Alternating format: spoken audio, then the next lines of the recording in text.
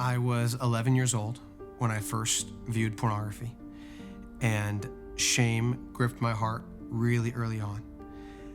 I learned quickly I could compartmentalize life and use it to help me cope with emotions. Shame kept me from reaching out for help. I just thought if people really knew what I was doing, I wouldn't be liked. I wouldn't be loved. Eventually, I became a functioning addict. One part of my life was filled with passion, joy, excitement. I was excelling in academics, excelling in athletics, and I just believed that this dark, secret sin was never going to affect other areas of my life. And that's where I was wrong. The first time Charity found out was the second year into our marriage. And I think she just buried it. She wanted me to get better, but there wasn't any lasting change, and I wasn't at a place to get change.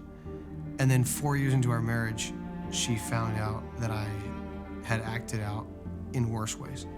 I had started going to strip clubs, massage parlors, chat rooms to feed the addiction.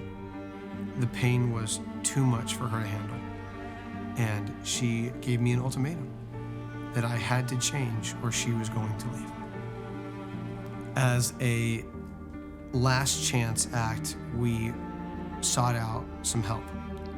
And in one of those counsel sessions, I realized there was this level of denial that I had that I didn't even know was there all these years. The counselor asked me, how did it make me feel knowing that I was constantly cheating on my wife? And I justified it by saying, well, I've never really cheated on her because there hadn't been sexual intercourse with another woman. I'll never forget the look on Charity's face when I said that, because in her mind, I had cheated on her thousands of times, over and over again. And that was when I realized my heart had issues.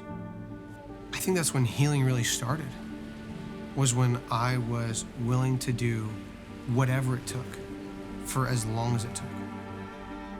And it wasn't just about getting rid of porn.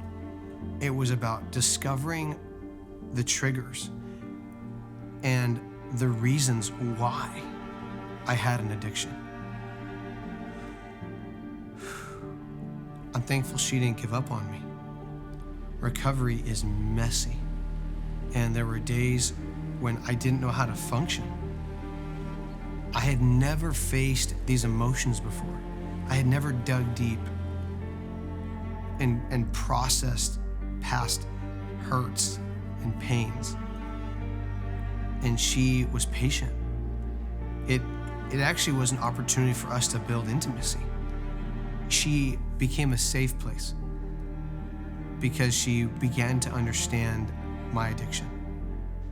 And we came together like never before. Today, I'm walking in freedom.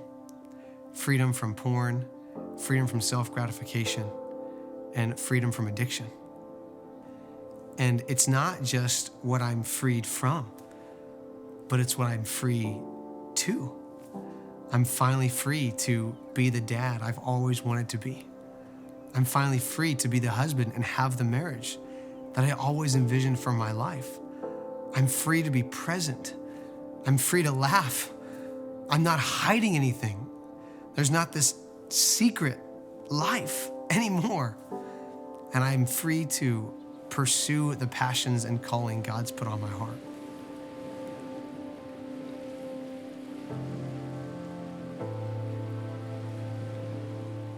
I want men to know there is freedom and there is help out there.